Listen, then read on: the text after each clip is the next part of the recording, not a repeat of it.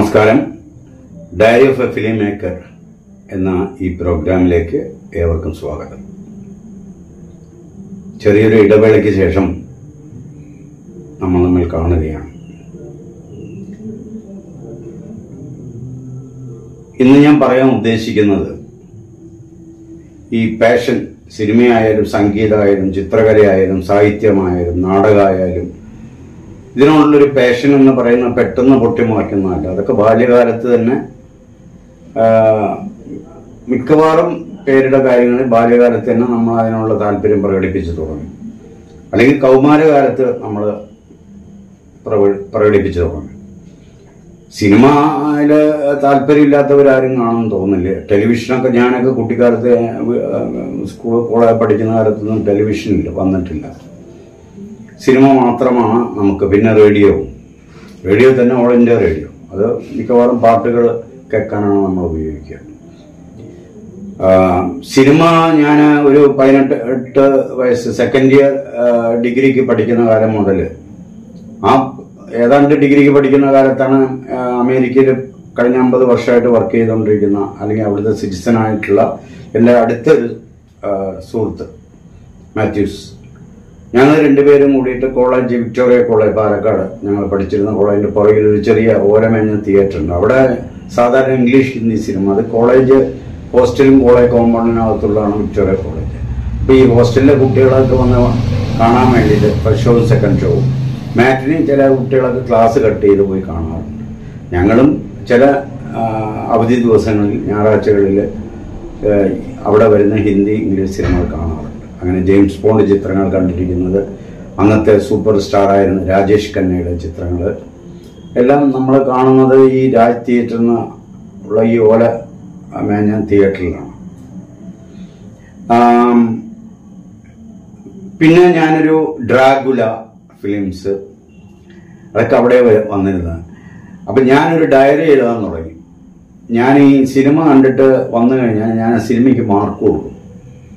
പിന്നെ എനിക്ക് സിനിമയുടെ സാങ്കേതിക കാര്യങ്ങളിൽ അറിവൊന്നുമില്ല, എന്നാലും എൻ്റെ ഒരു എസ്തെറ്റിക്സ് വെച്ചിട്ട് സംവിധാനത്തിന് ഇത്ര, കഥയ്ക്ക് ഇത്ര, അല്ലെങ്കിൽ അഭിനയത്തിന് ഇത്ര എന്നൊക്കെ പറഞ്ഞ് എൻ്റെ ഒരു ചില സിനിമകൾ മാർക്ക് കൊടുക്കും. അത് പ്രത്യേകം എടുത്തറിയുന്ന ഒരു കോൺട്രിബ്യൂഷൻ അവരുടെ ഭാഗത്തു നിന്നുണ്ടെങ്കിൽ, അല്ലെങ്കിൽ സിനിമയ്ക്ക് ഒരു ഗ്രേഡിങ് കൊടുക്കും, 50% അല്ലെങ്കിൽ 55% ഇങ്ങനെ. അപ്പൊ എൻ്റെ കൂട്ടുകാരൻ ചിലപ്പോൾ ഇത് കണ്ടിട്ട് കളിയാക്കും, നീ എന്തിനാ ഈ ഡയറിയിൽ ഇതൊക്കെ എഴുതി വെക്കുന്നതെന്ന്.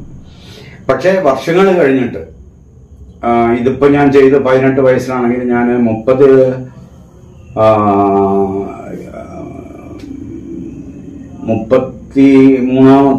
വയസ്സിലാണോ തോന്നുന്നു ഞാൻ ആദ്യമായിട്ട് ഒരു ജൂറിയായി. ഗവൺമെന്റ് ഓഫ് ഇന്ത്യയുടെ അന്തർദേശീയ ചലച്ചിത്ര മേളയിൽ ഇന്ത്യൻ സിനിമകളുടെ പാക്കേജ്, മികച്ച ഇന്ത്യൻ സിനിമകൾ 20 സിനിമകൾ തിരഞ്ഞെടുക്കും. ഇന്ത്യൻ പരനമ എന്നാണ് ആ വിഭാഗത്തിന്റെ പേര്. അത് തിരഞ്ഞെടുക്കുന്ന കമ്മിറ്റിയിൽ ജൂറിയായിട്ട് പ്രവർത്തിക്കാൻ എനിക്ക് ഒരു അവസരം ലഭിക്കുകയുണ്ടായി. അങ്ങനെയാണ് ഞാൻ ആദ്യമായിട്ട്, അപ്പോൾ 10 വർഷങ്ങൾക്ക് മുമ്പ് ഞാൻ കോളേജ് നാളുകളിൽ ഡയറിയിൽ ഗ്രേഡ് ചെയ്യുന്ന അതേ ജോലി വർഷങ്ങൾ കഴിഞ്ഞപ്പോൾ എനിക്ക് ഔദ്യോഗികമായിട്ട് ചെയ്യേണ്ടി വന്നു. ഇപ്പോഴും എനിക്ക് അഭിമാനത്തോടെ തരുന്നതെന്ന് വെച്ചാൽ 1984 ആ സംഭവം. 84 LV പ്രസാദ്, ഞങ്ങൾ ദക്ഷിണേന്ത്യൻ സിനിമകളുടെ കമ്മിറ്റിയിലായിരുന്നു ഞാൻ ഉണ്ടായിരുന്നത്. അതിൽ LV പ്രസാദ്, അദ്ദേഹത്തിന് അന്ന് തന്നെ 70 വയസ്സുണ്ട്. അദ്ദേഹം നിർമ്മാതാവ്, സംവിധായകൻ, സ്റ്റുഡിയോ ഓണർ, ലബോറട്ടറി ഓണർ എല്ലാം ആണ്. എല്ലാവരും ആദരിക്കുന്ന വ്യക്തിത്വമാണ്. അദ്ദേഹം ആയിരുന്നു കമ്മിറ്റിയുടെ ചെയർമാൻ. അദ്ദേഹം വളരെ അപൂർവമായിട്ട് വരാറുള്ളൂ. ആ കമ്മിറ്റിയിൽ ഏറ്റവും കൊച്ചു പയ്യൻ ഞാനായിരുന്നു. ചന്ദ്രശേഖർ കമ്പാർ എന്ന് പറയുന്ന കന്നഡത്തിലെ, പിന്നീട് അദ്ദേഹത്തിന് ജ്ഞാനപീഠ പുരസ്കാരം അടുത്ത കാലത്ത് 5 വർഷങ്ങൾക്ക് മുമ്പ് ലഭിക്കുകയുണ്ടായി. ആരിദ്ര എന്ന് പറഞ്ഞ കവിയും അതുപോലെ ചലച്ചിത്ര ഗാനരചയിതാവും, ആന്ധ്ര തെലുങ്കിൽ നിന്ന്. തമിഴിൽ നിന്ന് വലമ്പൂരി സോമനാഥൻ എന്ന് പറയുന്ന തിരക്കഥാകൃത്ത്, ചിത്രമാൽ കൃഷ്ണമൂർത്തി പറയുന്ന നിർമ്മാതാവ്, ജി ശങ്കരപ്പിള്ള സാറും ഞാനുമായിരുന്നു മലയാളത്തിൽ നിന്നുണ്ടായിരുന്ന കമ്മിറ്റിയിൽ. പക്ഷെ അത് ദക്ഷിണേന്ത്യൻ സിനിമ കൂടാതെ ചില ദക്ഷിണേന്ത്യയിൽ നിർമ്മിക്കപ്പെട്ട ഹിന്ദി സിനിമകളും ഞങ്ങളുടെ മുന്നിൽ വരികയുണ്ട്. അങ്ങനെ ശത്രഞ്ച് കെ കിലാടി എന്ന സത്യജിത്രയുടെ ഏക ഹിന്ദി ചിത്രം, അതിന് പിമ്പ് എടുത്തതല്ല, അദ്ദേഹം ബംഗാളി ഭാഷയിലാണ്. അത് ഹിന്ദി ഭാഷയിൽ ആ ഒരു ചിത്രം എടുത്തുള്ളൂ. അത് ഈ ശത്രൻ കി ഖിലാടി, ചതുരംഗ കളിക്കാരൻ ആണ് മലയാളത്തിൽ അതിൻ്റെ അർത്ഥം. ആ സിനിമയും ഈ ഞങ്ങളുടെ കമ്മിറ്റിയുടെ മുന്നിൽ വരാനുണ്ട്. അടൂർ ജിയുടെ എലിപ്പത്തായം, MT വാസുദേവൻ നായരുടെ മഞ്ഞ്, പത്മരാജന്റെ നവംബറിന് നഷ്ടം തുടങ്ങിയ സിനിമകളെല്ലാം ഞങ്ങളുടെ ഈ കമ്മിറ്റിയുടെ മുന്നിൽ വരികയുണ്ട്. അപ്പൊ അന്ന് ജൂറിയായിരുന്ന എൻ്റെ അനുഭവത്തിന്റെ അടിസ്ഥാനത്തിൽ ഞാൻ കമ്മിറ്റിയിലെ ഏറ്റവും പ്രായം കുറഞ്ഞ ആളായതുകൊണ്ടും ഒരു പക്ഷേ ഒരു ഫിലിം ഇൻസ്റ്റിറ്റ്യൂട്ട് പഠന പശ്ചാത്തലം ഉണ്ടായിരുന്ന ഏക വ്യക്തി ആയതുകൊണ്ടും തന്നെ എൻ്റെ അഭിപ്രായത്തിന് എന്നെക്കാട്ടിലും അവരവരുടെ തുറകളിൽ എന്നെക്കാട്ടിലും പേരെടുത്തവരും പ്രശസ്തരുമായിരുന്നിട്ട് പോലും എൻ്റെ അഭിപ്രായത്തിന് അവരൊരു മുൻതൂക്കം തന്നിരുന്നു. MTയുടെ മഞ്ഞെല്ലാം ഭൂരിപക്ഷ ഞാനും ശങ്കരപിള്ള സാറും മാത്രമാണ് റെക്കമെൻഡ് ചെയ്തത്. മറ്റവർക്ക് അത് നല്ല സിനിമയാണ്, റെക്കമെൻഡ് ചെയ്തില്ല. പക്ഷെ അതിന് എന്തുകൊണ്ട് അത് റെക്കമെൻഡ് ചെയ്യണമെന്ന് ഞാൻ വാദിച്ചു. എലിപ്പത്തായം പോലും അടൂർജിയുടെ പടം പോലും ഞാനും ശങ്കരപിള്ള സാറും വേറെ ഒരു വ്യക്തിയും. അപ്പൊ ചില പടങ്ങളിലൊക്കെ കാര്യത്തിൽ അവസാനം ചെയർമാൻ ഇടപെടേണ്ടി വന്നു. ചെയർമാൻ ഇടയ്ക്കിടയ്ക്ക് വരാറുള്ളൂ, അദ്ദേഹം ഞങ്ങളെ ഏൽപ്പിച്ചിരിക്കുകയായിരുന്നു. അവസാന ദിവസം എനിക്ക് ഡിസ്പ്യൂട്ടുള്ള ചില പടങ്ങൾ, നല്ല ചില പടങ്ങൾ കമ്മിറ്റിയുടെ ഭൂരിപക്ഷം അഭിപ്രായം കിട്ടാത്തതുകൊണ്ട് തള്ളിപ്പോകുന്നു എന്ന് ഞാൻ പരാതിപ്പെട്ടപ്പോൾ അദ്ദേഹം ഇരുന്ന് കണ്ട് ഗോപിനാഥ് പറയുന്നത് ശരിയാണ് പറഞ്ഞു. ഞാൻ പറഞ്ഞ പടങ്ങൾക്കെല്ലാം തമിഴില് എന്റെ സഹപാഠി കൂടിയായിരുന്ന കൃഷ്ണൻ ഹരിയറിന്റെ 7ാമത് മനിതൻ ആദ്യത്തെ സിനിമയാണ് അദ്ദേഹത്തിന്റെ. പിന്നീട് അദ്ദേഹം അറിയപ്പെടുന്നൊരു സംവിധായകനായി മാറി തമിഴിൽ. രഘുവരൻ ആദ്യമായിട്ട് ഹീറോ ആയിട്ട് ആക്ട് ചെയ്ത പടമാണ്, വില്ലനായിട്ടല്ലേ ഹീറോ ആയിട്ട്. ആ സിനിമ എടുക്കുന്നതിൽ തമിഴ് അംഗങ്ങൾ വളരെ എതിർപ്പുണ്ടായിരുന്നു. സ്ക്രീനിങ് കഴിയാവുന്ന ദിവസങ്ങളിൽ ഒന്നിൽ ഒരു ലഞ്ച് ബ്രേക്ക് സമയത്ത് ഹരിഹരൻ എന്നെ വന്ന് കണ്ടു. അദ്ദേഹം പറഞ്ഞു, അന്ന് MGR ആയിരുന്നു ചീഫ് മിനിസ്റ്റർ. അവിടെ ഫിലിം അന്നത്തെ എന്തോ ഭരണ കക്ഷിക്കെതിരായിട്ടോ അല്ലെങ്കിൽ സിനിമ നിയന്ത്രിക്കുന്നവരുമായിട്ടൊക്കെ എന്തൊക്കെയോ ഒരു പ്രശ്നങ്ങളുണ്ടായി. ഇദ്ദേഹം ഒരു കമ്മ്യൂണിസ്റ്റ് ചായ്വുള്ള ഒരു വ്യക്തിയാണ് ഹരിഹരൻ. അപ്പൊ ഇദ്ദേഹമൊക്കെ ബ്ലാക്ക് മാർക്കിൽ കിടക്കുകയാണ്. അദ്ദേഹത്തിന്റെ സിനിമ എടുക്കാൻ പാടില്ല എന്ന തീരുമാനം വരും, അത് ഞാൻ മുൻകൂറായിട്ട് പറയുന്നു. അത് പക്ഷെ ശരിയായിരുന്നു. കമ്മിറ്റി വന്നപ്പോൾ ഈ 2 തമിഴ് നാട്ടിൽ നിന്നുള്ള 2 അംഗങ്ങളും വളരെയധികം എതിർത്തെങ്കിലും ഞാൻ കാര്യകാരണ സഹിതം അത് തെരഞ്ഞെടുക്കപ്പെടേണ്ട സിനിമയായിരുന്നു. എന്റെ സഹപാഠി ആയതുകൊണ്ട് മാത്രമല്ല, തമിഴ്നാട്ടിൽ നിന്ന് വന്ന ഭാരതിരാജയുടെ ഭാരതന്റെ എല്ലാ സിനിമയും ഉണ്ടായിരുന്നു. പക്ഷെ ഒരു വളരെ വ്യത്യസ്തമായൊരു സിനിമയായിരുന്നു 7ാമത് മനിതൻ. ആ സിനിമ അവസാനം തെരഞ്ഞെടുക്കപ്പെട്ടു. ഞാൻ എന്റെ വാശി കൊണ്ട് LV പ്രസാദ് സാർ തന്നെ പിന്നെ കണ്ടു. പിന്നീട് അത് 3-4 അന്തർദേശീയ മേളകളിൽ തെരഞ്ഞെടുക്കപ്പെടുകയുണ്ടായി ആ സിനിമ. ഈ പനോരമയിലുള്ള തെരഞ്ഞെടുക്കപ്പെടുന്ന സിനിമകളാണ് അന്ന് ഇന്ത്യ ഗവൺമെന്റ് മറ്റു വിദേശ ചലച്ചിത്ര മേളകളിലേക്ക് ഇന്ത്യൻ സിനിമയെ പ്രതിനിധാനം ചെയ്ത് അവര് ഔദ്യോഗികമായിട്ട് റെക്കമെൻഡ് ചെയ്യുക. അങ്ങനെ ഔദ്യോഗികമായിട്ട് റെക്കമെൻഡ് ചെയ്തു. മോസ്കോ ഫിലിം ഫെസ്റ്റിവലിൽ അതിനൊരു അവാർഡ് കിട്ടി. ആ കാലഘട്ടത്തില് സ്കൂളുകളിലും കോളേജുകളിലും നടക്കുന്ന കലാമത്സരങ്ങളിൽ, സാഹിത്യ മത്സരങ്ങളിൽ എല്ലാം ജൂറിയായിട്ട് ക്ഷണിച്ചുകൊണ്ട് പലരും എന്നെ ക്ഷണിക്കാറുണ്ടായിരുന്നു. സാഹിത്യ മത്സരങ്ങളിൽ ചെറുകഥ അല്ലെങ്കിൽ ഉപന്യാസം അല്ലെങ്കിൽ എലക്യൂഷൻ എന്നുള്ള മത്സരങ്ങൾ ഞാൻ സമ്മതിക്കാറുണ്ടായിരുന്നു, പങ്കെടുക്കാറുണ്ടായിരുന്നു. പക്ഷേ നൃത്ത, ഭരതനാട്യം, മോഹിനിയാട്ടം അല്ലെങ്കിൽ സംഗീതം ആയിട്ട് ബന്ധപ്പെട്ട മത്സരം ഇത് ജൂറിയെ ക്ഷണിക്കുമ്പോൾ ഞാൻ പോകാറില്ല. അപ്പൊ അവര് പറയും എന്തുകൊണ്ടാണ് ഞാൻ അക്സെപ്റ്റ് ചെയ്യാത്തത്. ഞാൻ പറയും ഞാൻ പാട്ട് കേൾക്കാറുണ്ട്, ഞാൻ നല്ലൊരു ആസ്വാദകനാണ്, ഞാൻ നൃത്തം കാണാറുണ്ട്, മോഹിനിയാട്ടം ഭരതനാട്യം കാണാറുണ്ട്. പക്ഷെ ഇതൊന്നും അതൊരു ആസ്വാദകൻ എന്നുള്ള നിലയ്ക്ക് ആണ് ഞാൻ കാണുന്നത്. പക്ഷെ ഇതിന്റെ ഒരു വിധികർത്താവാണെങ്കിൽ, ജൂറി ആകണമെങ്കിൽ ഇതിന്റെ വ്യാകരണം ഞാൻ പഠിച്ചിരിക്കണം. ഇതിനൊക്കെ ഓരോ വ്യാകരണമുണ്ട്.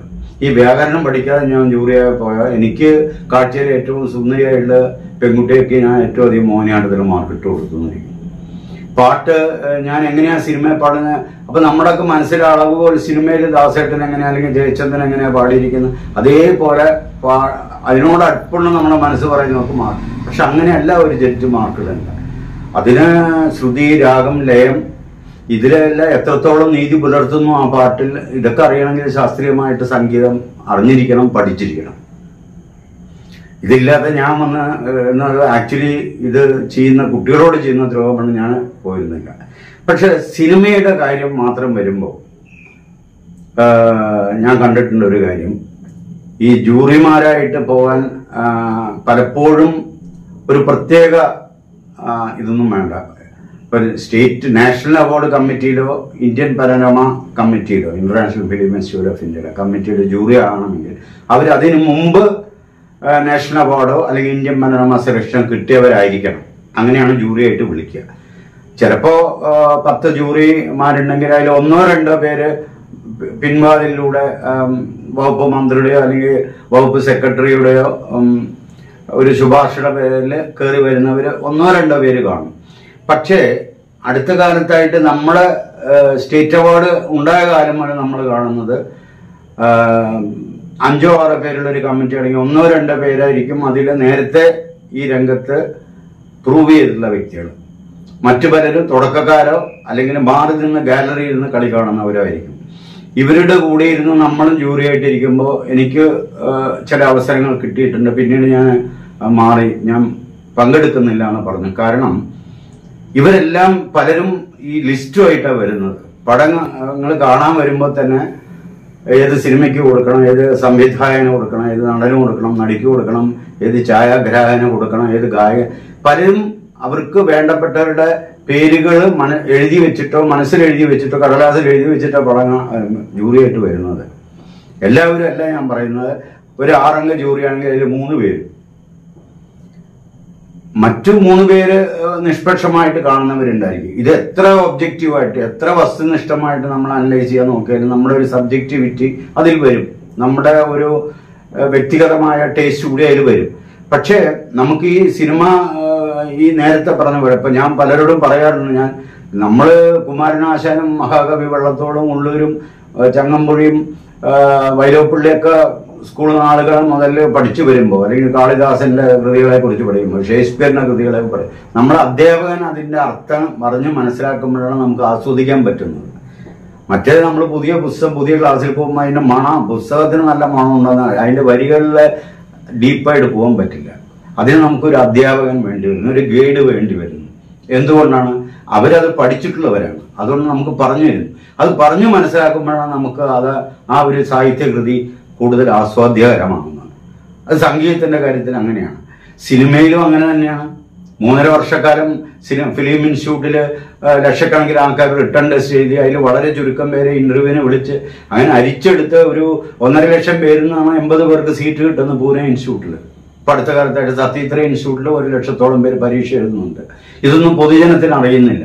അങ്ങനെ സെലക്ഷൻ കിട്ടി വളരെ ഫിൽറ്റർ ചെയ്ത് വന്ന കുറച്ച് പേരാണ്. ഈ 3.5 വർഷക്കാലം സിനിമയുടെ വ്യാകരണം പഠിച്ച് സിനിമയിൽ എന്തൊക്കെയാ ഉള്ളത്, സിനിമയിൽ ഫിസിക്സ് ഉണ്ട്, കെമിസ്ട്രി ഉണ്ട്, പെയിന്റിംഗ് ഉണ്ട്, മ്യൂസിക് ഉണ്ട്, ലിറ്ററേച്ചർ ഉണ്ട്, സിനിമ എല്ലാ കലകളിലെയും ശാസ്ത്രത്തിന് ഇപ്പൊ കമ്പ്യൂട്ടർ സയൻസ് ഗ്രാഫിക്സ് എല്ലാം ഉള്ള ഒരു കലയാണ് സിനിമ. അപ്പൊ ഇതിലൊക്കെ എത്രത്തോളം സംഗീതമുണ്ട്, അവഗാഹം നമുക്കുണ്ടോ, അത്രത്തോളം നമുക്കൊരു ജൂറി എന്ന നിലയിൽ നമുക്ക് പെർഫോം ചെയ്യാൻ പറ്റും. പക്ഷെ ഇതൊന്നും ഇല്ലാതെ വെറും സിനിമ കാണുന്നവര് ഞാൻ നേരത്തെ പറഞ്ഞ പോലെ അവരുടെ ഒരു ടേസ്റ്റ് വെച്ചിട്ട് അഭിപ്രായം പറയുകയാണ്. ആ ടേസ്റ്റ് വെച്ച് അഭിപ്രായം പറയുന്ന അവർക്ക് അതിനുള്ള അവകാശമുണ്ട്. പക്ഷെ അവർക്ക് ഒരു ജൂറി ആകാൻ പറ്റില്ല, വിധി എഴുത്തുകാരാകാൻ പറ്റില്ല. എന്തുകൊണ്ടാണ് ജൂറി പറഞ്ഞ അർത്ഥം? കോടതികളിൽ ജഡ്ജായിട്ടിരിക്കുന്നവര് LLB കഴിഞ്ഞ് പരീക്ഷ ടെസ്റ്റ് എഴുതി പാസ്സായിട്ടാണ് ജഡ്ജാക്കുന്നത്. നാട്ടുകാർക്കൊക്കെ വിധി പറയാം അല്ലെങ്കിൽ എന്ത് സംഭവം നടന്നാലും. പക്ഷെ അവരെയൊക്കെ പോയിട്ട് കോടതി മുറിയിൽ ജഡ്ജാക്കാറില്ല. ജഡ്ജാകണമെങ്കിൽ IPC എന്താണെന്ന് മനസ്സിലാക്കണം, കോടതി നമ്മുടെ ഭരണഘടന പഠിച്ചിരിക്കണം, അതിലൊക്കെ അക്കാദമിക് ആയിട്ടുള്ള പഠനം വേണം. അങ്ങനെ അക്കാദമിക് പഠനം കഴിഞ്ഞവരെ മാറ്റി നിർത്തിക്കൊണ്ട് അവരെ ഒരു മൈനോറിറ്റി ആക്കിയിട്ട് വലിയൊരു ഗ്രൂപ്പ്, അത് വലിയൊരു കഷ്ടം എന്ന് പറയാം. ഞാൻ ഇത്രയും പറഞ്ഞു വരാൻ കാരണമാണ് എനിക്ക് ഒരുപാട് അനുഭവങ്ങളുണ്ട്. 96-ൽ ഞാൻ ജൂറിയായി പോയപ്പോൾ അവിടെ അടൂർ ഗോപാലകൃഷ്ണന്റെ വിധേയൻ എടുക്കുന്നതിന് ബംഗാളിൽ നിന്ന് വന്ന അങ്ങനെ വളരെ സീനിയർ ഡയറക്ടർ വളരെ എതിരായിരുന്നു. ഞാൻ എൻ്റെ ഒരു വാശി കൊണ്ട് ആ സിനിമ സെലക്ഷൻ ആയത്. പിന്നീട് ഞാൻ അടൂർജി എടുത്ത് അതിനെപ്പറ്റി പറഞ്ഞപ്പോൾ അദ്ദേഹം പറഞ്ഞു അതിന് 2 വർഷം മുമ്പ് അദ്ദേഹം ജൂറി ചെയർമാൻ ആയിരുന്നു നാഷണൽ അവാർഡ് കമ്മിറ്റിയിൽ. അപ്പൊ തപൻ സിൻഹയുടെ ബംഗാളി സിനിമയ്ക്ക് അവാർഡ് കൊടുത്തില്ല. അതിന്റെ പ്രതികാരം ഇങ്ങനെ ചിലർ അവരവരുടെ പ്രതികാരം തീർക്കാൻ, ചിലര് നടന്മാരുടെയോ അല്ലെങ്കിൽ ഡയറക്ടേഴ്സിന്റെ ഡേറ്റ് കിട്ടാൻ പ്രൊഡ്യൂസറാണെങ്കിൽ അങ്ങനെയുള്ള സ്വന്തം കാര്യങ്ങൾ സിദ്ധിക്കൊക്കെ വേണ്ടിയിട്ടാണ് ഈ ജൂറി പദവി ഉപയോഗിക്കുന്നത്. ഇത് കണ്ടതുകൊണ്ട് ഞാൻ കഴിഞ്ഞ 10-12 വർഷങ്ങളായിട്ട് 3 പ്രാവശ്യം ഇന്ത്യൻ പനോരമ സെലക്ഷൻ കമ്മിറ്റി, IFFKയിൽ 4 പ്രാവശ്യം ഞാൻ ക്ഷണം വന്ന് നിരസിച്ചു. കാരണം എനിക്ക് അവിടെ പോയിട്ട് അവരുമായിട്ട് സഹജൂറിമാരിൽ 6 പേരുണ്ടെങ്കിൽ 3 പേര് നിഷ്പക്ഷമതികളാണ്. പക്ഷെ മറ്റു 3 പേരും വ്യക്തി താല്പര്യങ്ങൾ, വ്യവസ്ഥാപിത താല്പര്യങ്ങളുള്ളവരാണ്. അവർക്ക് സിനിമയല്ല, അവരുടെ ഒരു സിനിമയിലുള്ള കരിയർ മുന്നോട്ട് വരാൻ ഇതെങ്ങനെ ഉപയോഗിക്കാം എന്നുള്ളതാണ്. അപ്പോ ഞാനിത് ഇത്രയും പറഞ്ഞുകൊണ്ട് ഒരു കാര്യം പറഞ്ഞ അവസാനിപ്പിക്കാൻ ഉദ്ദേശിക്കുന്നത്, ഈ അടുത്ത കാലത്ത് നമ്മുടെ ഈ നടക്കാൻ പോകുന്ന film festival, government of Kerala festival IFFKയിൽ തിരഞ്ഞെടുക്കപ്പെട്ട 12 മലയാള സിനിമകളിൽ ആടുജീവിതം ഇല്ല. ഈ ഓഗസ്റ്റ് 31 വരെ സെൻസർ ചെയ്ത ഒരു, കഴിഞ്ഞ സെപ്റ്റംബർ 1 മുതൽ ഈ ഓഗസ്റ്റ് 31 വരെ സെൻസർ ചെയ്യുന്ന എന്നാണ് 12 മലയാള സിനിമ ഇന്ന് ആ പേര് വരെ ഇട്ടുകൊടുത്ത് ആദ്യത്തെ 3 ഫിലിം ഫെസ്റ്റിവൽ കണ്ടക്ട് ചെയ്ത് കേരള സ്റ്റേറ്റ് ഫിലിം കോർപ്പറേഷൻ ആയിരുന്നു. ഞാനും PK നായർ സാറും കൂടിയിട്ടാണ് അന്ന്. അത് തന്നെയാണ് അക്കാദമി ഫോളോ ചെയ്യുന്നത്. മലയാള cinema today, Latin American, Asian and African സിനിമകൾക്ക് മത്സരം, ഇതെല്ലാം ഞങ്ങളന്ന് കൊടുത്ത ആദ്യത്തെ 3 വർഷങ്ങളിൽ Kerala state film development corporation. ഞാൻ അതിന്റെ കോർഡിനേറ്ററും PK നായർ സാർ ഡയറക്ടറായിരുന്നു. അത് തന്നെയാണ് അക്കാദമി 4ാമത്തെ വർഷം വരെ ഏറ്റെടുത്ത് അതേ ഇത് തന്നെയാണ് തുടരുന്നത്.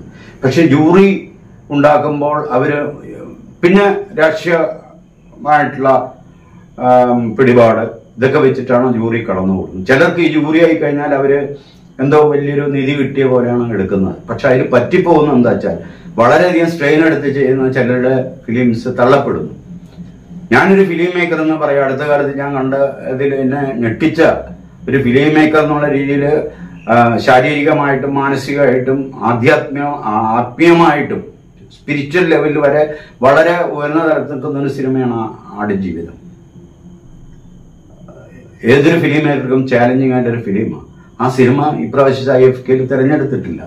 ഞാൻ ബ്ലസ്സിയോട് വിളിച്ചു ചോദിച്ചു ഈ വാർത്ത കേട്ടപ്പോൾ ശരിയാ, അതെ തിരഞ്ഞെടുത്തില്ല.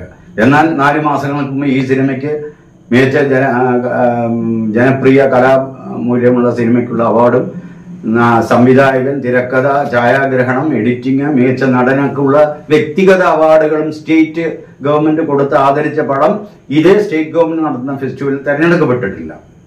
ഒന്ന് ആലോചിച്ച് നോക്കൂ. ബ്ലസ്സി അങ്ങനെ പുറത്ത് ഇത്തരം കാര്യങ്ങൾ പറയാത്ത ഒരാളായതുകൊണ്ട് ഇത് വാർത്ത പുറത്ത് വന്നിട്ടില്ല. കാരണം എന്തെങ്കിലും ഞാൻ ആ ലിസ്റ്റ് എടുത്ത് നോക്കി. ഞാൻ മിക്കവാറും അത് ഫോളോ ചെയ്യുന്നതാണ്. മിടുക്കന്മാരായിട്ടുള്ള കമ്മിറ്റിയിലെ ഒരാളൊഴിച്ച് അതിന്റെ തലവനൊഴിച്ചുള്ള മറ്റൊരു എനിക്ക് പരിചയമായിട്ടുള്ള പേരുകളൊന്നുമല്ല. അവരാരുടെയും പടങ്ങൾ ഏതെങ്കിലും ഇന്റർനാഷണൽ ഫെസ്റ്റിവലുകൾ 10,000 ഫെസ്റ്റിവലുകൾ നടക്കുന്ന ലോകത്തിൽ. അക്രഡിറ്റഡ് ഫെസ്റ്റിവലിൽ അതിൽ 100 ഫെസ്റ്റിവലുകളേ ഉള്ളൂ. അതിന് ആ 100 ഫെസ്റ്റിവലുകളിൽ എവിടെയും തന്നെ തങ്ങളുടെ ഒരു സിനിമയും തിരഞ്ഞെടുക്കപ്പെടാത്ത ആൾക്കാരെ ഇതിലെ ജൂറി അംഗങ്ങളായിട്ട് സിനിമ തിരഞ്ഞെടുക്കുന്നത്. അതായത് MA-ക്കാരുടെ ആൻസർ പേപ്പർ നഴ്സറി കുട്ടികൾ അസസ് ചെയ്യുന്ന പോലെ, മാർക്കിടുന്ന പോലെ ഒരു പരിപാടിയായി മാറിക്കൊണ്ടിരിക്കുകയാണ് കഷ്ടകാലത്തിന് നമ്മുടെ IFFK.